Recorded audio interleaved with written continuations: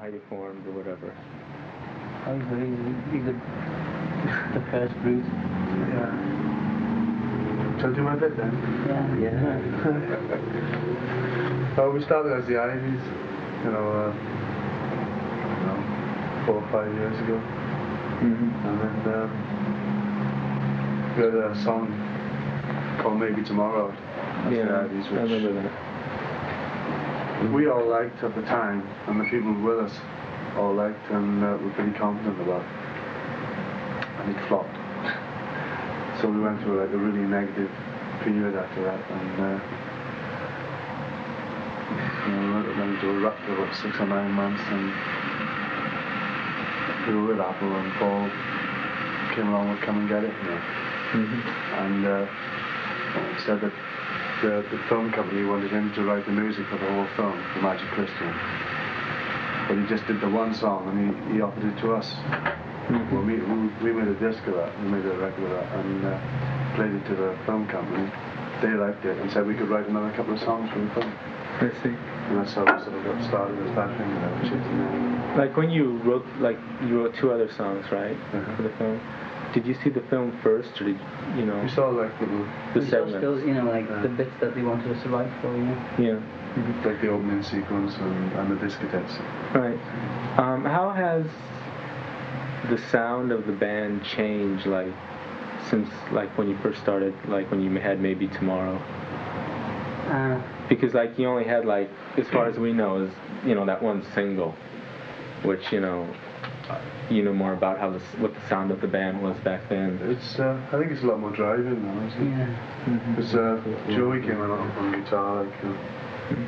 Were you on the first album? No. No. He's a That's why rock and roll I'm guitar saying player from Liverpool, you know. That's what we needed, you know. Mm-hmm.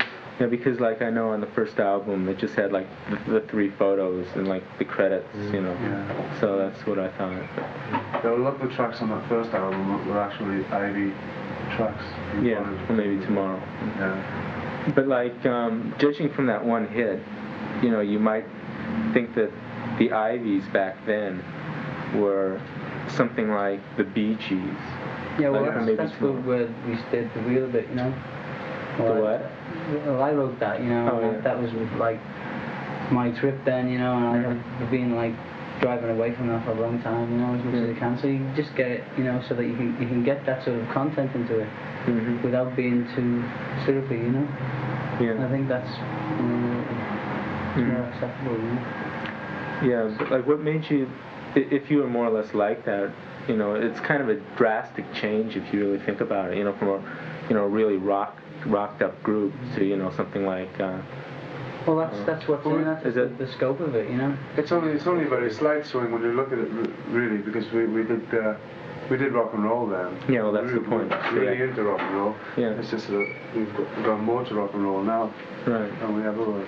Yeah, well, okay, it's just that like We still I like said, some. oh, well, yeah, but like from that one record, you know, I really couldn't tell, and that's what I thought, you know, you could clear me up on that. How was it? Like, did Paul produce the Come and Get It single? Yeah. How was it working with him? He really showed us a lot, you know, in basic simplicity, because if we'd done Come and Get It like that, we wouldn't have been happy with it. There were rough edges which we you know, would have said, oh, let's put something over that to try and cover it up. But he said, no, that's it. That's all it needs, like bass, drums, piano. Shows how to believe in simplicity, you know. And he was right, you know. Yeah. That's all it did need. Was that the only one that he produced?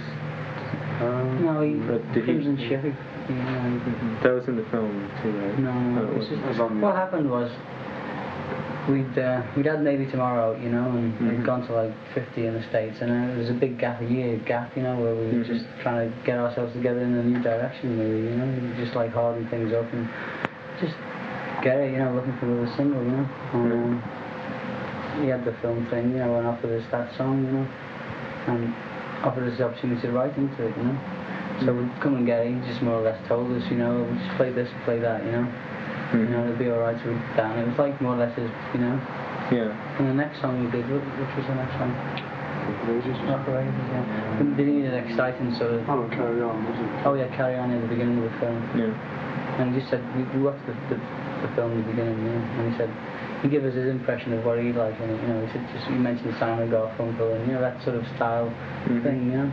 So we just went home and wrote the song, you know, Carry On to Tomorrow, which he sort of like, he liked our song that we did in it, you know, and he helped us a bit with the arrangements of it, and then we did Crimson Ship, which was just totally ours, you know. He said, yeah, it's a good song, you know, we won't use it in the film, but, you know, I'll do it with you anyway, you know.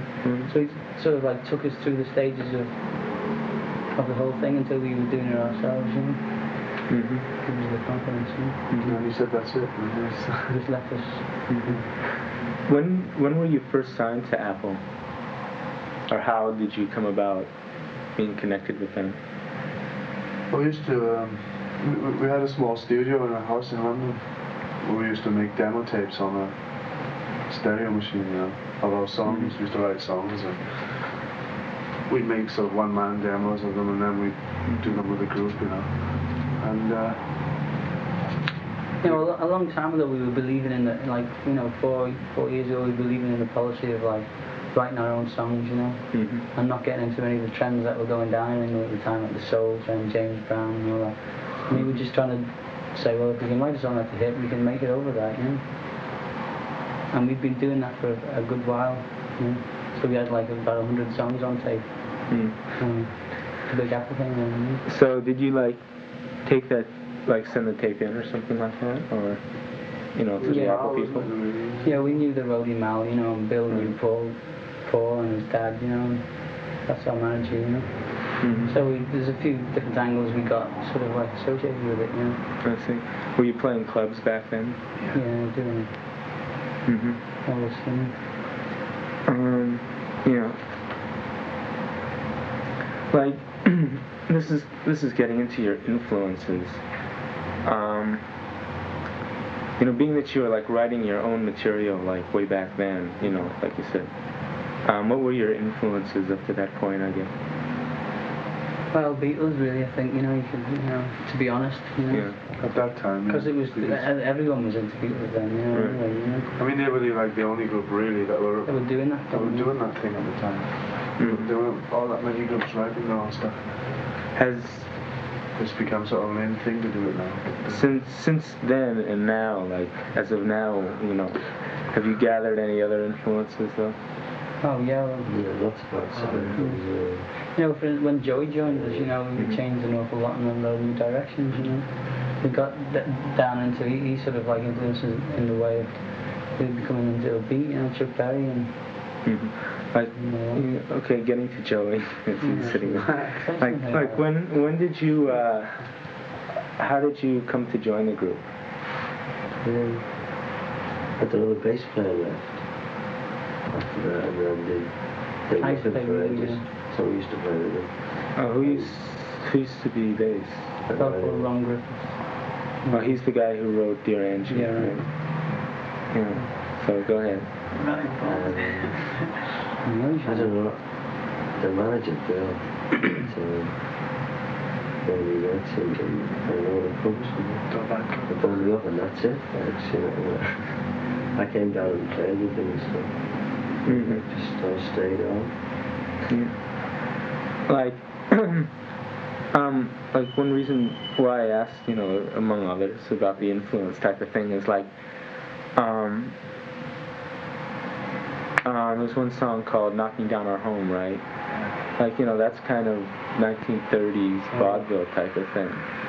That's, right? I think that's a part of me which, I don't know, it's just like a personal thing which I like really a lot, the old things, you know. But we don't do a lot of it, but it creeps in now and again, you know, like you get it in. But that was recorded at the very beginning when we were sort of like, before we could, you know, we were trying everything, you know, we really believed in everything we did, you know, and it's only later you listen to what you did and you see how varied we were, you know, we were trying everything, you know. And that was one of them. It's just a style which is thrown back from, like, really from my younger years, because, like, I've always dug music, like, since I was a kid, and that was the style of music I was hearing when I was a kid. So, you know, it's on a stadium. And it's amazing with that particular song how many people have come up to us and said, wow, Although there's one track on the LP, you know, let me, you know, who wrote it, you know, let me shake your hand, you know, it's amazing. It's really not very together. It's a nice song, but it's we weren't very together recording and performing it. Oh, like it reminded me of the new Vaudeville band, that type of thing. Yeah. But it seems like that a lot of English performers are kind of linked with like the vaudeville era, the English music hall scene type of thing. You know, like you or like Ray Davis or even like some of the Beatles. You know, you don't find that, you know, among American artists at all. Americans have got the roots in blues, you know. Yeah. It's one thing that England's got. Yeah, like English, the music like was that kind of music. I don't know, there hasn't been any other big kind of music since then, besides rock and roll. You know, it just sort of went through swing music. Yeah. You know what I mean? And just into rock and roll, so that's, you know. I think a lot more people are really into that than actually own up to it. You mean here or there? Well, everywhere, here Everywhere. as well. You know, they don't like to say that they like that, you know, because it's a bit ditty and old-fashioned, but you know, I get good fun out of it. Was there a traditional jazz revival around the early 60s? Something like that, trad band? Yeah, after Bronson. Yeah, was that in the 60s, the early 60s? Yeah. That's when I was at school, we used to like dance to Strangers on the Shore and things, and go romantic over it, yeah. Yeah. Did you ever hear that? Or It was a hit over here as well. You mean Ackerville? Which one? Top of the Strangers on the Shore. Shore. Yeah. Was that a record over here? Yeah, it was. That was It was a real big record here. It was a record. Stayed on top of English charts for about a year. Getting back like to the similarity between like you people and the Beatles, you know, outside of influences, I guess you're pretty well aware of it, aren't you? I mean, have you heard people? We've been told. Yeah. Yeah, It's very hard not to be similar, actually, because we like songs, simplicity. you know, we like simplicity, we like rock and roll. And there's three of us sing, and we basically have three guitar and drums line up, and the occasional piano.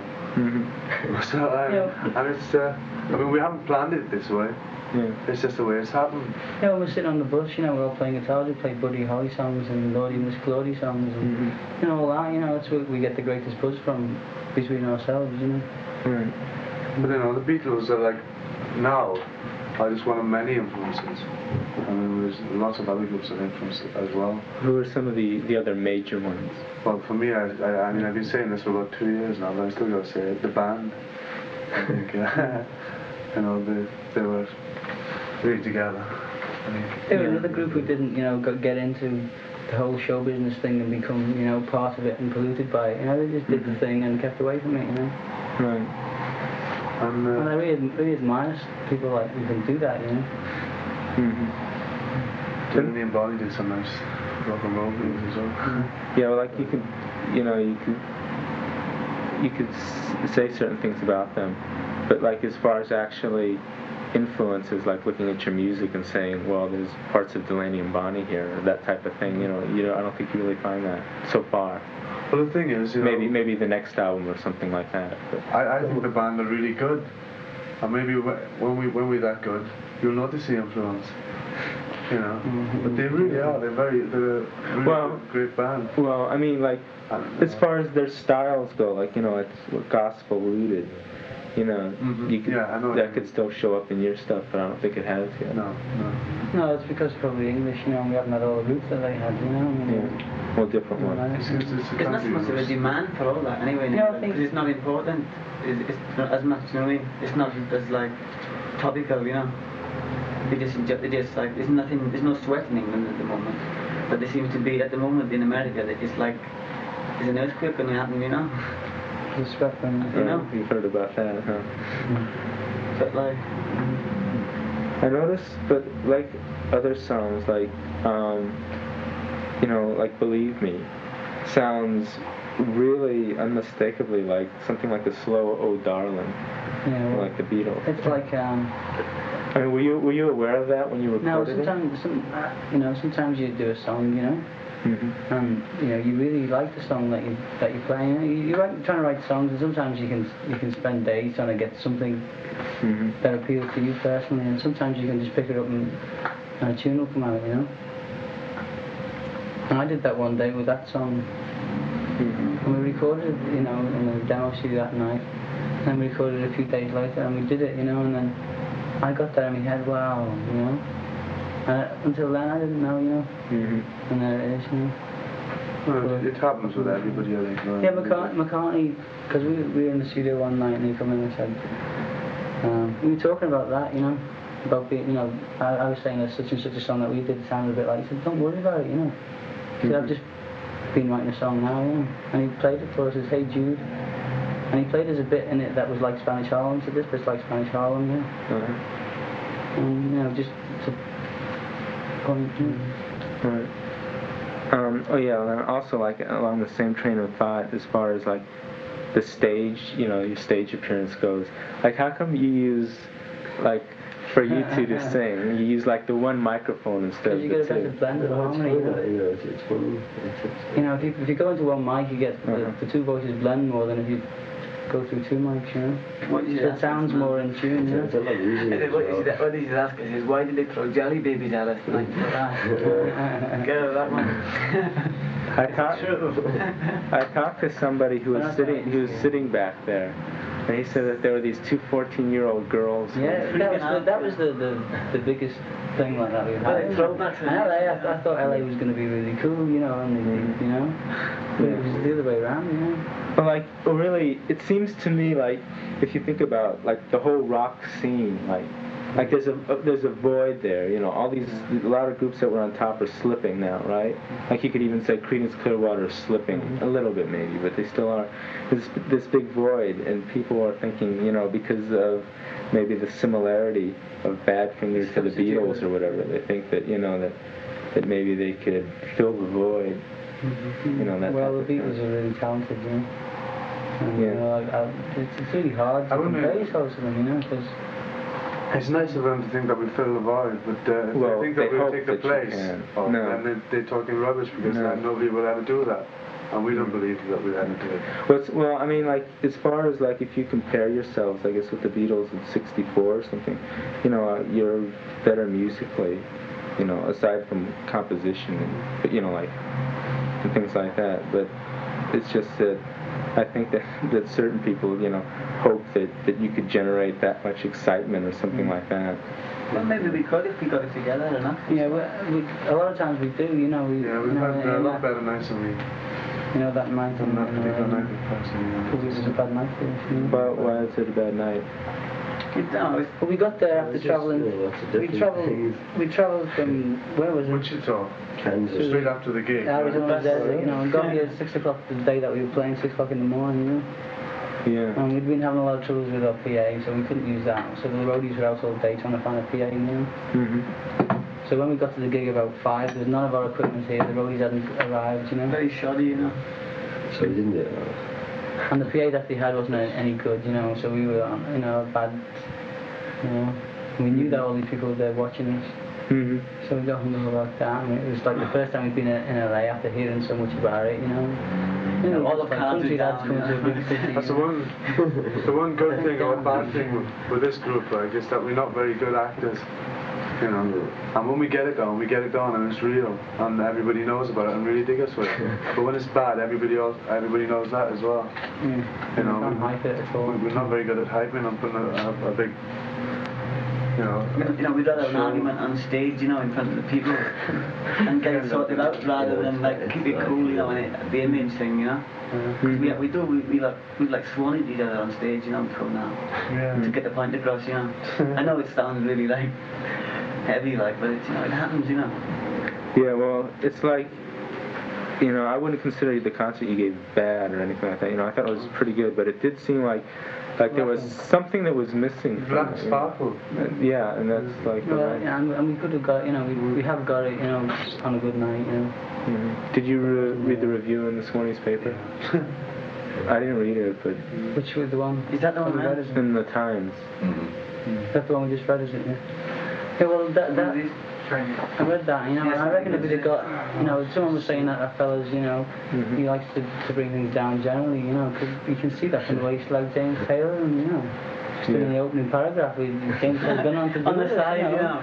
Come down with James Taylor as well, you know. Yeah. Have you been happy with the publicity that you've received, like here, you know, from your record company? Well, it's not so much the record company, it's just the lack of publicity that we've, you know, the lack of liaison between all our ends, you know. You know, a lot of dances we go to. There's a pop show in England called Top of the Pops, right, you know, and it's like fairly straight. And when we did Come and Get It, it was like when we first embarked on the whole career, you know, we were like a lot younger and more immature, you know. And there's this fellow who puts makeup on you and takes a photograph for the top 20 slots, you know, and as the show goes on, you know. And we had all this makeup on, we were all dressed up like, you know, nice boys, and he took a photograph of us. And that fella's got the most fantastic circulation of photographs I've ever known, you know, and they're in America, you know, they're in England, and it's just completely like knocked us down as far as an image is concerned, you know, because those photographs are everywhere, you know. Do you like all in suits or something like that? No, it's just like we all look like nice pretty faces in a round circle with photographers, you know. Well, like as far as that goes, not again to belabor the point of your similarities with the Beatles or whatever, but it would seem like that if the record company wanted to cash in on the similarity or this or that, you know, that they could have like really hyped you a lot more than they did. You know, like you saw, well, the single came out, like each single came out, you know, but there wasn't any big. I don't know whether that was because like you didn't tour that much or whatever, you know, because you're doing that now. But it just seemed like that Badfinger has a single, and there wasn't any big promotional follow-up. Yeah, well, I think we like it that way as people, you know, because we'd hate to go to a place and be built up to such a thing like they were expecting, like, say, the Beatles, you know? And you know, us knowing we're not the Beatles, you know, we just want to be accepted for what we are, and as they hear us on the record. We appreciate what being with Apple and being concerned with the Beatles has done for us, you know.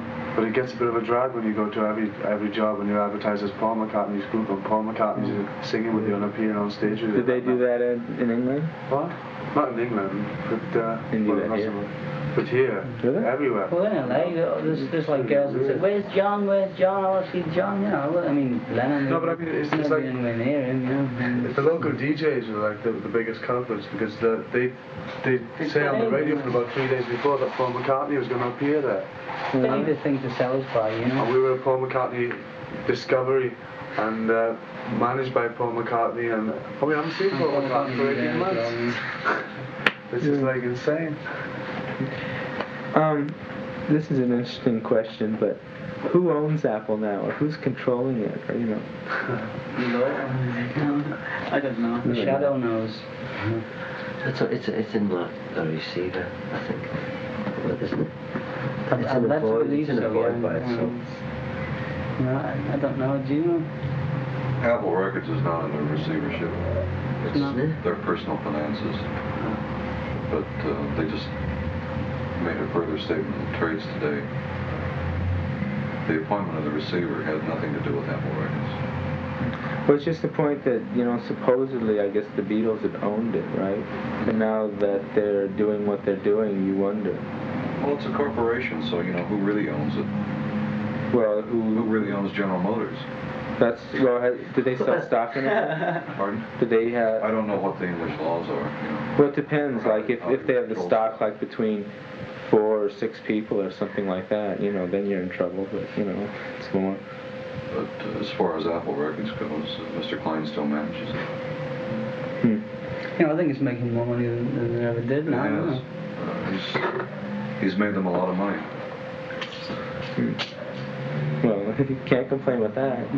Oh, that's what his job is. Yeah, well, of course. Yeah, definitely. How about, like, do you have any ideas, like, for your new album? We've done all the tracks, you know, but they're not finished. You know. I mean, what's it going to be like? Good, I hope. Well, I mean, is it more or less like the first No Dice was similar to the first one. Yeah, it's just a gradual move again. It's no big. It's not big jump. No big jump. Like, I think it's just more real, I think, now. This is what we're doing now, you know. It's like we were doing all this like continuous touring, so we can afford to take the time off to make an album which we will be completely satisfied with. Because that's so hard to get that, you know, to get an album that you're really satisfied with, you know. And that me relaxing, stop work for like 3 months and relaxing and writing nice and easily, and taking a lot of time in the studios to record it. But you said what you've laid down some of the tracks, or We laid down about 12 tracks now. is this instrumental and vocal, or Yeah. They just have to be sort of mixed? and polished off a little bit. You know, like, we mixed it, you know.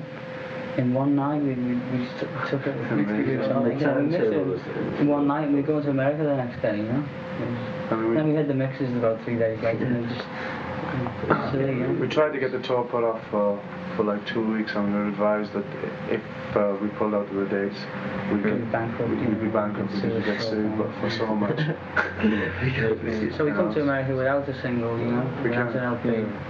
And we were still playing the stage act that we were playing last fall, and we really wanted to change it, you know, because It's not the way we like to do it was that old, and that's how old that stage act is that you saw, you know, it's really stagnant. You know? That's the spark, you know. How would you like change the act then, the stage act? We'll just put the new songs in. And in other words, like a new smile, you know what I mean? Like, you know, like a new battery type thing, you know? Because like, we really like, you know, I'd like to go home tomorrow, you know, and forget the gigs, you know. After the first gig I felt like that anyway. So you can imagine what I feel like now. When did you play San Jose? Yeah. When was that? Saturday? Yeah. And how did that compare? Well, To the Friday night? they were different crowd altogether, you know. They were more like, how do you describe it? Was this at a college? Yeah, freaks, you No, know. well, It was a fake, and there was a fight there. Oh? That's the Yeah, first fight I've ever everyone was out of experienced. there. Yeah, we were trying to get a balance, you know. Like it happened again because we didn't have time, you know. Because Lee Michael was balanced before us, you know, to get a sound check. And we got on stage after waiting for ages, you know. And like, as soon as we started to get it together, like the doors open, people like came in like an herd of cows, you know. Running in, you know, and Felt within like 2 minutes it was full up, you know. But in the out of it. 6,000 people or something, wasn't it? That's the kind of audience it was, you know, from I enjoyed it. Like, it was had a bit of trouble with the PA again.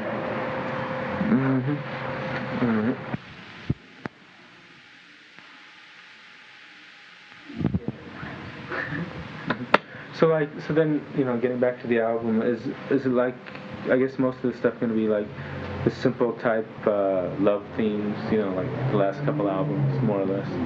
Or are you trying anything different lyrically? But it's not, different things are happening lyrically.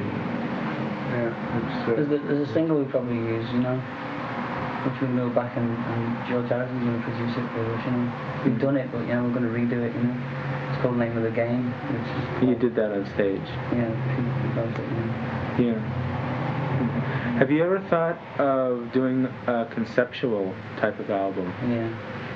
But what would you do it on? Well, you know, you think of doing a conceptual album and you think of the groups that have done it, you know, and where they had to get to before they could do that. You know, like the Who now, you know, this experience thing they're doing.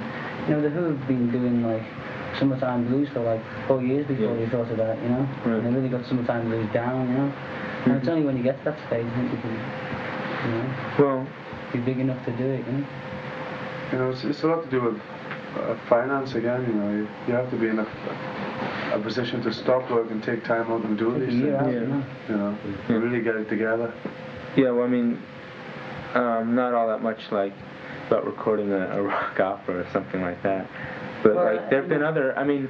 Well, it's no good doing it unless you think you're going to do something better than the last Well, one, you know. that would be the next stage from the album that I was talking about earlier. You know, the album that we'd be satisfied with. Or something like I guess the last few Kinks albums, right? Yeah. You know, those weren't on, you know, a big opera type of scale, but you know, they were thematic. Or like, I guess the Bonzo Dog Band Kennishan album, you know, which... Well, I think that this last one we've done could be sort of termed like you know, the first American tour, you know, and what were the things that we... I think the answer to that one is that like, in most groups that do that, there's only like one or two writers, you know. You know? But, yeah. And then the concept is easier to get to, you know. Whereas like this song's coming from everywhere, and we didn't know what's happening ourselves at the time, you know, because there's so much being laid on each other, you know. And you know what I mean? So it's like, and we're going through that. So there is one there, you know. Anyway, all you can say is there's a lot more reality in this new album. There's a lot more. Wait, the one that you've just recorded, you mean? The one that you've just recorded? Yeah, there's a lot more of actual life and reality. Yeah, like the concept albums are like an idea, right? Yeah. You know, really, although, you know what I mean, they're just an idea. Whereas like this, although we don't know the idea of our own stuff really, you know. It's more of a, yeah, you understand it, but you don't know why, you know. Yeah. What we're trying to do is just basically try and appreciate each other's styles of writing, you know. And once we got that down, if we could, you know, go so far as to sort of blend that into a total, you know, a unity and a direction, you know. It'll click as we get closer together, you know. Were some of these songs written like when you were on tour back east? Or yeah, on the other album, yeah, there's one. The one that you have yeah, now. A few of them were written, you know, when we got back. Have you toured all that much in England? Not since we've been to America. Not since... America's taken over, you know. How come? Before last September. Ask our managers. Well, you get so involved in business and they tell you, you know. What can you say? Because you just can't compete with that sort of the business heads who are telling you, you know, you can do this and do that, you know, and you can't pull out now because you're going to lose all that you ever did, you know, and so you do it. And then what we're trying to do now is this tour. We hope will pay for like 5 months off in England, where we can play England and Europe as we want to, you know, and get ourselves the stage act together and get equipment together and do it so we'll be satisfied next time. You know? Yeah. Are you bigger in the States than you are in England? I think we're more accepted, yeah. You know, people will like, that's a good thing about American people, they give an open ear to, you know, anything. And then, you know, they decide, but in England they tend to, you know, if you do like it, if you come out with a record like Come and Get It, you're a pop group and you don't listen to the album, you know. That's because of like the radio system, you only got one station that just plays top 40 songs, you know. And you don't play albums, you know? If a group doesn't have like a top 40 song, then, you know, but like they come out with an album, you know, would that they go to America, you know? Would that hurt the album sales a lot? Yeah, they go to America and make it here, and then the English people say, oh yeah, like, how do you explain something like Deep Purple and Rock? Did that have a single off of it? No. Deep Purple and were really in the papers, you know. I mean, the papers are a big thing, you know, the musical papers. Yeah. You know, they really sell to like, I mean, a different kind of audience, a different, you know. The thing is, with our group, is that we've sort of been steady all the way along, and all these other things around us have gone to these different extremes, like a lot of this sort of the pop music papers over there are very underground now. You mean like Melody Maker? Well, Melody Maker's always been a bit like jazzy or whatever, but I mean, but even the popular ones are trying to look heavy now. Yeah, they're just trying to, you know, it's like the trend you know, to be heavy, you know, with the paper, like, you know, they just sort of like cash in or whatever you want to say, you know. Because it was funny, after we came back from England last time, no matter what was a hit in America, you know, and they hadn't even got played in England, you know, so we come back and thought, well, you know. Of course, that happens like with some hits that are, you know, big hits in England, they don't get played here. Yeah. But like, it was just that general feeling towards us in England, you know, it's just like, oh yeah, you know, it's the Beatles did that, you know, and they can't play those people, you know. That's the feeling you get, you know. So you think like, so then really the press, the underground press there really does kind of make or break some albums then? Because like, I don't, no matter what the feeling is. For instance, Rolling Stone, on our last album, made a tremendous like impact to English people, you know, because it got played on like the more hip programs, like John Peel played Blood Ring, you know. You know, which they wouldn't do before, I don't think, you know, because... Like, as far as as that goes, I don't really think that the rock press is as influential here as it is there. I mean, I think primarily because you get underground FM stations here. Yeah, right. And they play the album. Yeah, but like, you know, I don't think bad reviews or whatever like that. Just even to get an album play in England means that you're like a heavy group. It's like on, you know, a John Peel program. They have like two or three programs a week dedicated to sort of, you know, the heavier things that they think are good music, you know. Well, if you get an album play on that, well, people say, oh, the heavy group then, you know. What I was trying to say with the papers is that whereas Rolling Stone looked at Badfinger and gave us, you know, a really nice review in England, because we're not regarded as progressive, as say Deep Purple are, or any of those, we wouldn't get mentioned at all. Or when they do mention us, they mention us in a teeny bottle bracket again.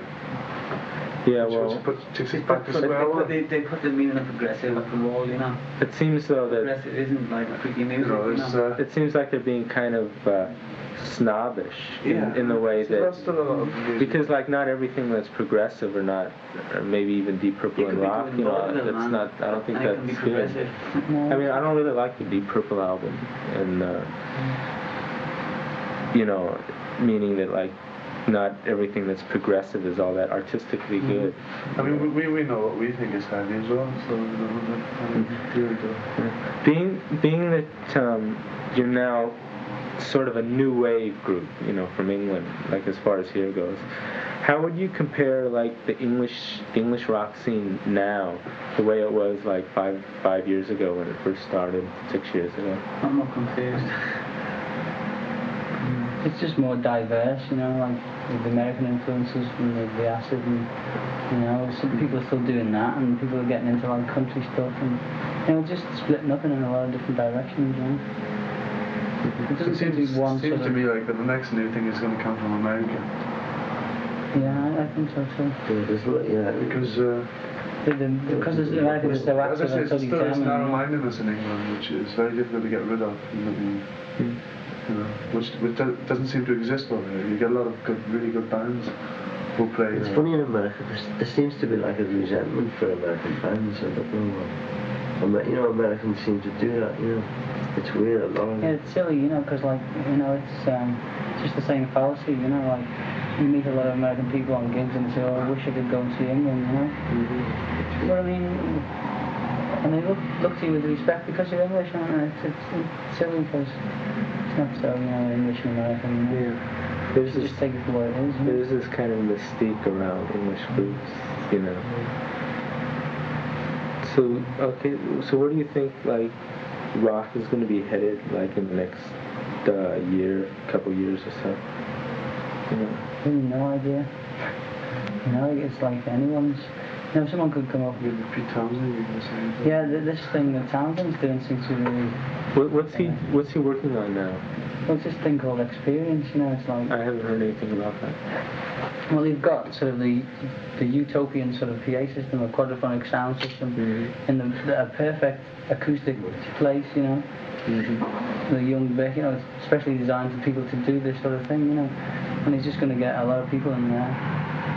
And play a concept idea of, this is what someone was telling me when about what the concept was, you know, of like cult of people, radicals going against an experience drug which everyone sort of got onto to get experience, you know, they just got into a plastic form to see things, and these special people like dig to listen to music and they experience it by just,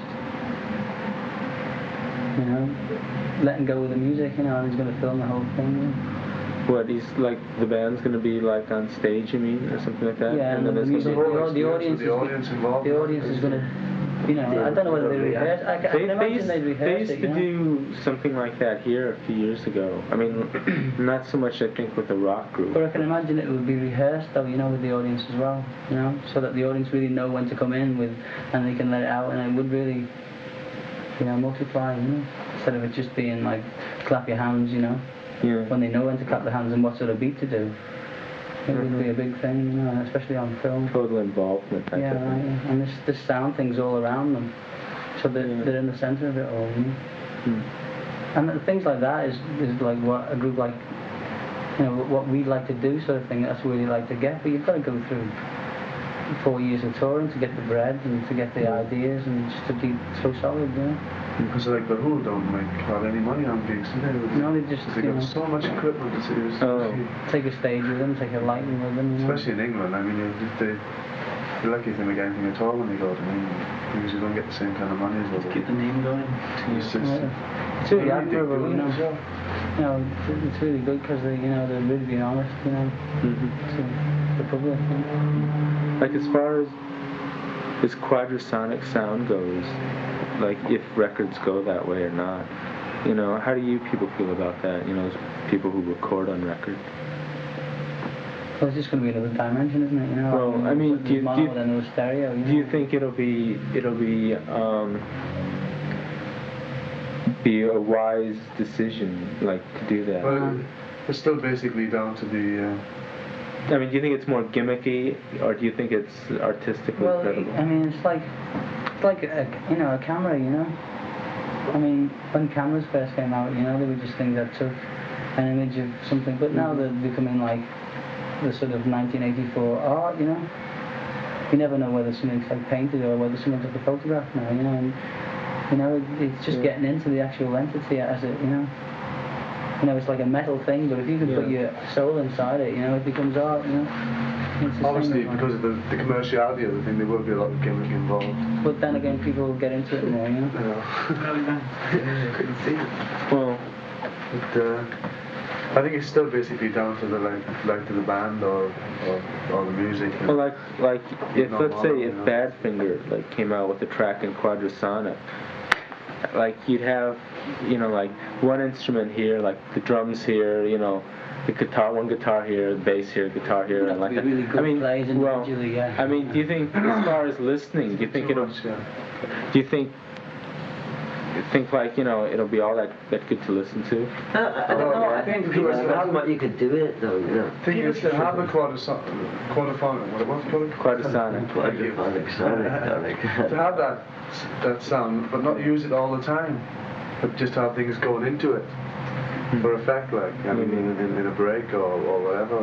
Because the other way, it doesn't seem like you know, like you probably have to mix it yourself or something like that. You know what I I mean? mean, you could even regard it as like a normal stereo, and then occasionally like a guitar would come out from behind your left ear.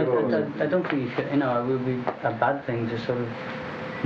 But then again, people would do that, you know, they would start mixing it. They say, well, listen to this guitar and be able to turn it up, you know. Yeah, they could get find into the the instruments, you know. If they could find the Like mistakes. they can't, like when I used to listen But to it's drums to inevitable, cover you know. a number, you know. Oh. It would frustrate me because I didn't know what he was doing, you know, knowing that we was at that stage, you know. Like when we semi-pro and that. And You know, it's an inevitable thing, really, you know. Left leg to get the drums up, you know, and to get down to it, you know. And then the musicianship will get better then because people will be able to learn how to play the drums because they've got a drum track, you know. Yeah. And then the thing is going to go so far. Or like something like if you have the Cream and only 3 instruments, like from their records, I think you could, Oh, pretty. you know, that's pretty easy to tell what the drums are doing. Like being that I guess your success, you know, you've been around a lot, but your success is kind of sudden or whatever you want to call it. But what problems have you had, you know, like in the last couple of years because of that? Business.